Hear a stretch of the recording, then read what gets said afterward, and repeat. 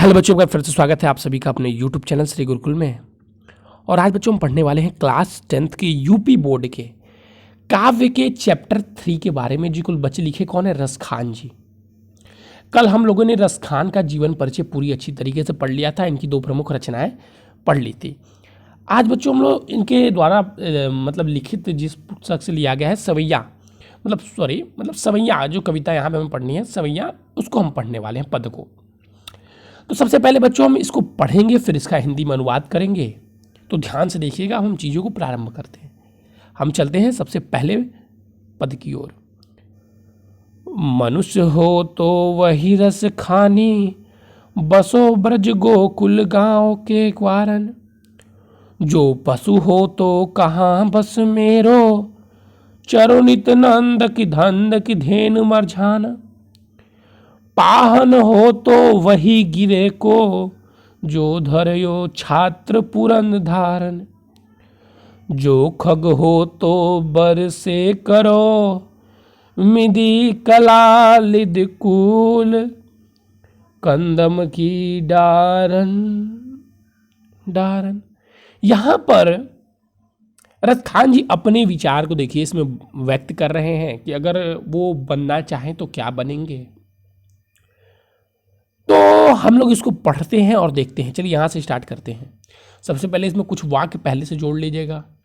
श्री कृष्ण के अन्य भक्त कवि रसखान, अनन्य भक्त मतलब एकदम क्या बताएं। श्री कृष्ण के अनन्य भक्त कवि रसखान अपने इष्ट देव का समीपय चाहते हैं। उसी भावना को व्यक्त करते हुए वे कहते हैं, हे ईश्वर। यहाँ से देखिएगा व्याख्या कह रहा हूं। हे रसखान जी कहते हैं, हे ईश्वर, यदि मैं अगले जन्म में मनुष्य बनूं, मनुष्य हो तो वही रसखानी, अगर मैं अगले जन्म में मनुष्य बनूं तो ब्रसो ब्रज गोकुल गांव के ग्वारन।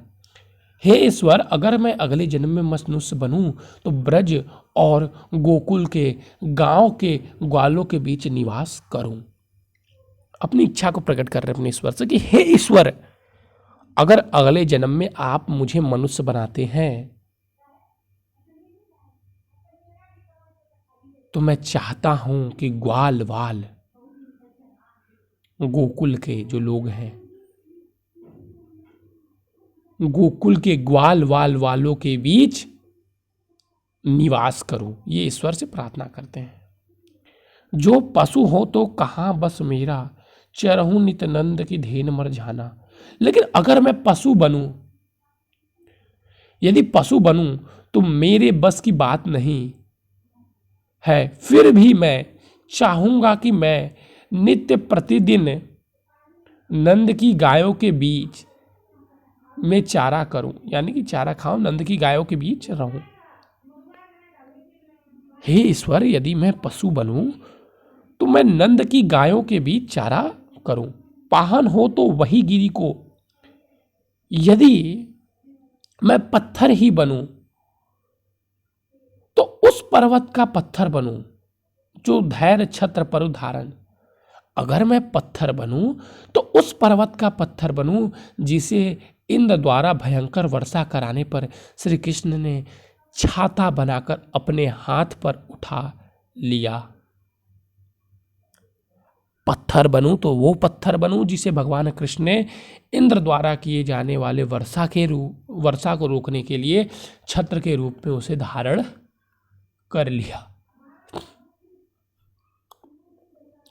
जो खग हो तो बरसे करो, मिली कलिंदी कूद कदम डारन। और यदि मैं पंछी योनि में जन्म लूं तो वह पंछी बनूं कि यमुना नदी के किनारे अन्य पक्षियों के साथ मिलकर कदम्ब के वृक्ष की डाल पर निवास किया करूं। आप देख सकते हैं कि यहाँ पे रसखान जी ने सभी प्रकार से ईश्वर से मतलब कि आप मुझे जो बनाओ, मनुष्य बनाओ तो मैं ग्वाल वालों के, ब्रज के ग्वाल वालों के बीच रहूं, गोकुल के ग्वाल वालों के बीच रहूं। पशु बनाओ तो नंद की गायों के बीच चरूं। अगर पत्थर बनाना है तो वो पत्थर बनाओ जो इंद्र की वर्षा होने पर भगवान श्री कृष्ण ने धारण कर लोगों की रक्षा की थी, छत्र का छत्र बना दिया था। और अगर पंछी बनाओ तो ऐसा पंछी बनाओ कि यमुना नदी के किनारे कदम वृक्ष पर निवास करो। तो ये आपका पहला पद यहां पे समाप्त होता है। अब अगर आप इसका काव्यगत सौंदर्य लिखना चाहते हैं तो लिख लीजिएगा। अलंकार इसमें अनुप्रास है। अलंकार कौन सा है? अनुप्रास है और भक्ति भाव की पंक्ति है। ठीक है, भक्ति भाव की पंक्ति है। आजू गई हो, आजू गई होती भोर ही हो, आजू गई होती भोर ही हो, रस खानी रही वही नंद के भौ नहीं, वाको जियो जुग लाख करोड़, जस मोती को सुख जात कहो नहीं, तेल लगाई लगाई के अंजन, भौ बनाई बनाई ठिका नहीं, डरी हमेलिन हार निहारत, वारत जो चुक कारत छौनी। अब फिर यहां पे देखिए रसखान जी कह रहे हैं, आज उगई होत भोर हो हे सखी मैं आज प्रातः काल, रस खान गई नंद के भौनी। हे सखी मैं आज प्रातः काल नंद जी के घर गई थी। हे सखी, अब यहाँ पर एक सखी से कह रही है, हे सखी मैं आज प्रातः काल नंद जी के घर गई थी, वाको जियो गु लाख करोड़ा, जमसो को सुख करहूं नहीं हो रहा। और आज मैं सुबह सुबह प्रातःकाल नंद जी के घर गई थी, वहां जाकर मैं पूर्ण रूप से प्रेम रस में डूब गई। नंद जी का वह लाल नंद जी का वह लाल लाखों करोड़ों युग तक जीवित रहे। नंद जी का वह लाल लाखों करोड़ों युगों तक जीवित रहे, ऐसा वो गोपी आशीर्वाद दे रही हैं। यही मेरी कामना है। यशोदा ऐसे लाल को पाकर अत्यंत ही सुखी है। तेल लगाई लगाई अंजन भयो हूँ, बनाई बनाई ठियोहन, ढारी हमेली हार निहार, वारत जो चुकत छोनन। यशोदा ऐसे लाल को पाकर अत्यंत सुखी हैं। उन्हें जो सुख की अनुभूति हो रही है उसका वर्णन नहीं किया जा सकता, वर्णन नहीं किया जा सकता। यशोदा ने बच्चे को तेल उबटन किया, आंखों में अंजन किया तथा भौहों को संवार कर ऊपर एक काला ठिकौना भी बना दिया। देखेंगे आप लोग बच्चे को हम लोग जब लगाते हैं, तैयार करते हैं, तो माताएं क्या करती है, काले कलर का ठप्पा लगा देती है माथे साइड के किनारे साइड, वही सेम चीज, ताकि उसे किसी की नजर न लगे। यशोदा अपने लाल के गले में कंठहार डालकर तथा उसे ही देख देख कर आनंद को न्यौछावर कर रही थीं एवं बच्चे को पुचकार रही थी। मतलब वो अपने पुत्र को देखकर बहुत ही प्रसन्न। इसमें भी अगर अलंकार की बात की जाए तो इसमें भी अनुप्रास अलंकार आएगा, और यहाँ पे एक दृष्टादंत अलंकार भी आ रहा है वारत ज्यो चुकुरावत में। तो इसमें दो अलंकार आएंगे। तीसरे पंक्ति की बात कर लेते हैं। धुरी भरे अति शोभित श्यामुज, धुरी भरे अति शोभित श्यामुज, तैसे बनी सिर सुंदर चोटी। धुरी भरे अति शोभित श्यामुज, तैसे बनी सिर सुंदर चोटी।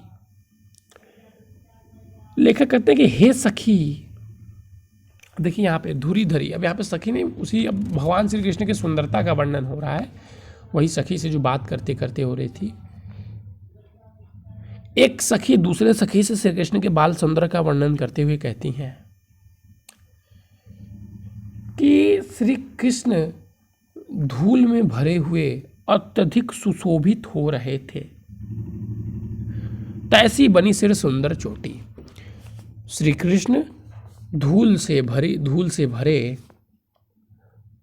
बहुत सुंदर प्रतीत हो रहे थे। उनके सिर पर अत्यधिक सुंदर चोटी बनी हुई थी। उनके सिर पर एक बहुत सुंदर चोटी बनी हुई थी जो कि बहुत सुशोभित लग रही थी।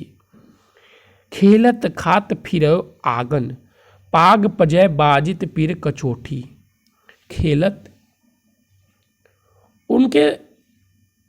वे अपने घर के आंगन में खेलते और घूमकर खेत में खेलते और खाते हुए घूम रहे थे। उनके पैरों की पायल बज रही थी।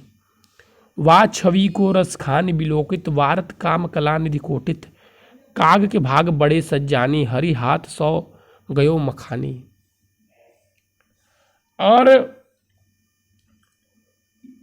खेलते हुए और खाते खेलते हुए घूम रहे थे। उनके पैरों की पायल बज रही थी। उन्हें पीला कपड़ा पहना हुआ है। उन्होंने कैसा कपड़ा पहना हुआ है? पीला कपड़ा पहना हुआ। पीतांबर वो पहनते ही थे। श्री कृष्ण की इस सुंदरता को देखकर कामदेव भी अपने करोड़ों कलाओं को न्यौछावर कर देते हैं। अब भगवान श्री कृष्ण की ऐसी सुंदरता को देखकर कामदेव भी अपने करोड़ों कलाओं को न्यौछावर कर देते हैं। हे सखी, कौवे के भाग की कितनी कौवे की भाग की कितनी सराहना की जाए, जो श्री कृष्ण के हाथ से मक्खन और रोटी छीनकर ले गया। हे सखी, उस कौवे की भाग की कितनी सराहना की जाए। यहाँ पर छीन के लेकर भागने से अर्थ ये है कि जो, पहले सुन लीजिए, उस कौवे के भाग की कितनी सराहना की जाए जो कि भगवान श्री कृष्ण के हाथ से छीनकर मक्खन और रोटी लेकर भाग गया। यहाँ पर इनका कहने का अभिप्राय यह है कि वो कौवा कितना भाग्यशाली है जो भगवान श्री कृष्ण के हाथों से रोटी और मक्खन लेकर खा रहा है। फिर इसमें भी अगर काव्य तो सौंदर्य की बात करें तो अलंकार अनुप्रास हो जाएगा, रस भक्ति हो जाएगा, भाषा ब्रज हो जाएगा, छंद सेवैयां तो देख ही रहे हैं आप लोग। ठीक है, अब हम बात करते हैं अगले पद की। जा दिन ते वह नंद को जा दिन ते वह नंद को छोरा, या बन धेनु चराई गायो है।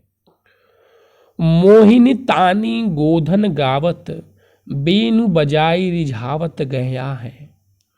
वादिन सौ कुछ टोना सोकै, रस खानी हुए समझाई गयो है।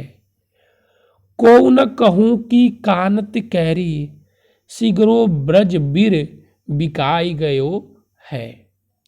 जा दिन ते यह नंद के छोरा। अब देखिए यहाँ पर सखियां आपस में बात करती हुई एक दूसरी सखी से कह रही है कि हे सखी, जिस दिन से वह नंद का लाडला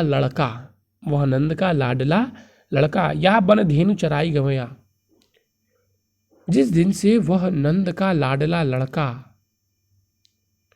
बालक इस वन में आकर गायों को चरा गया है, इस वन में आकर गायों को चरा गया है। मोहिनी तानी ने तथा अपनी मोहिनी तानिनी गोधन गावत, अपनी मोहनी तान को सुनाकर और बेनु बजाई रिझाए गयो है, और अपनी बंसी बजाकर हमें रिझा गया है, यानी कि अपने मोह में लिप्त कर गया है, हमें रिझा गया है। वादिन सो कुछ टोना सोकै, रस खानी हियो समझ गयो है। उस दिन से ऐसा जान पड़ता है कि वह कोई जादू का जादू सा करके हमारे मन में प्रवेश कर गया है, जादू टोना करके हमारे मन में प्रवेश कर गया है। इसलिए अब कोई भी गोपी किसी मर्यादा का पालन नहीं करती है। कौन कही किन कहरे सिगरे ब्रज शिविर बिकाए गयो है। उन्हें तो अपनी कोई भी मर्यादा का पालन नहीं करती हैं। उन्हें तो अपनी लाज उन्होंने तो अपनी लाज शर्म त्याग दी है। ऐसा मालूम पड़ता है कि संपूर्ण ब्रज ही उस कृष्ण के हाथों बिक गया है, यानी कि उनके मुंह में पड़कर बिक गया है। मतलब जिस दिन से वो आए थे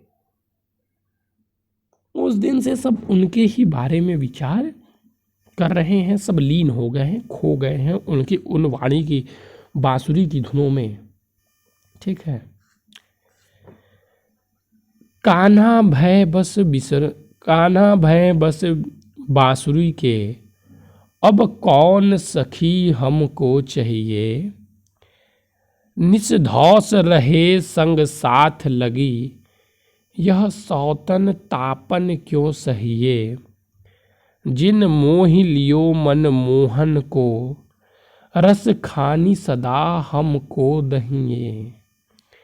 मिल आओ सभे सखी भागन चले, अब तो ब्रज में बांसुरी रहिए। अब देखिए यहाँ पर भगवान श्री कृष्ण की बांसुरी और उनके प्रति, उनके बांसुरी के प्रति जो प्रेम है उसके बारे में गोपियाँ उससे अपनी इच्छा को व्यक्त कर रही हैं। उनको बांसुरी से जो जलन हो रही है उसको यहाँ पर वो व्यक्त कर रही हैं। कान्हा भय बस बिसर नाही। कान्हा तो हे सखी, कन्हैया तो बांसुरी के वशीभूत हैं। कन्हैया तो बांसुरी के वशीभूत हैं। अब कौन सखी हमको चाहिए, अब हम लोगों को यहाँ कौन पूछेगा। कान्हा तो जो है वो बांसुरी के प्रति वशीभूत है, अब हमें यहाँ कौन पूछेगा। निस्धय रहे साथ साथ लगी, सौतन तापन क्यों सही है। यह सौत बांसुरी दिन रात उनके साथ लगी रहती है। हम लोग भला इस सौत द्वारा दिए गए कष्टों को क्यों सहा जाए। जिन मोह लिए मन मोहन को, रस खान सदा हमको दी हैं। जिस बांसुरी ने मनमोहन श्री कृष्ण को मोह लिया वह हमको सदैव जलाती ही रहेगी। मिली लाओ सब सखी भागी चले, तो ब्रज के बांसुरी रहिए। इसलिए आओ हम सब मिलकर ब्रज छोड़कर भाग चलें। अब तो ब्रज में केवल बांसुरी ही रहेगी। अब हम लोगों का यहाँ कोई ही काम ही क्या है। यहाँ पर देखिए जैसा कि मैंने बताया बांसुरी के प्रति उन लोगों अपनी इच्छा को व्यक्त कर रही है कि मतलब सौतन जैसे मतलब होता है कि जैसे दो प्रियतम किसी एक को दो प्रिय करते हैं तो एक दूसरे को हम लोग उस शब्द का प्रयोग करते हैं। तो यहाँ पर गोपियाँ अपने से उस बांसुरी का प्रयोग कर रहे हैं क्योंकि बांसुरी से श्री कृष्ण का प्रेम ज़्यादा है। गोपियों की अपेक्षा वो बांसुरी के साथ ज़्यादा रहते हैं। तो यहाँ पर गोपियाँ अपनी इच्छा को व्यक्त कर रही थी। अगर इसे काव्यगत सौंदर्य की बात की जाए तो भाषा ब्रज, शैली मुक्तक, छंद सेवैया, रस श्रृंगार और अलंकार अनुप्रास है।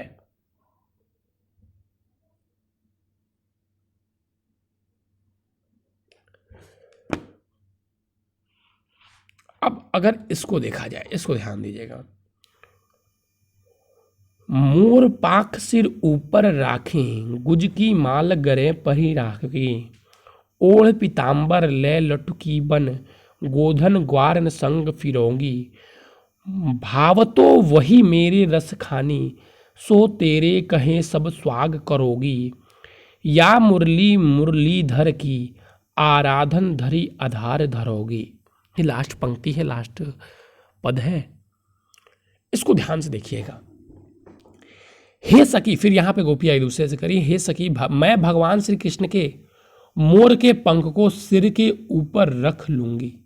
जो भगवान श्री कृष्ण मोर का पंख प्रयोग करते हैं, मैं उस मोर पंख को अपने सिर के ऊपर रख लूँगी। गुंज की माला गरे पहरियो, और गले में वनमाला धारण कर लूंगी। ओढ़ पीताम्बर लय लुटकी, बन गोधन ग्वारन संग फिरोगी। और पीताम्बर ओढ़कर लुटकी लेकर गाय ग्वालों के साथ साथ वन में घूमूंगी। भावत वही में रस खानी, सो तेरे कहें सब स्वाग करोगी। एक सखी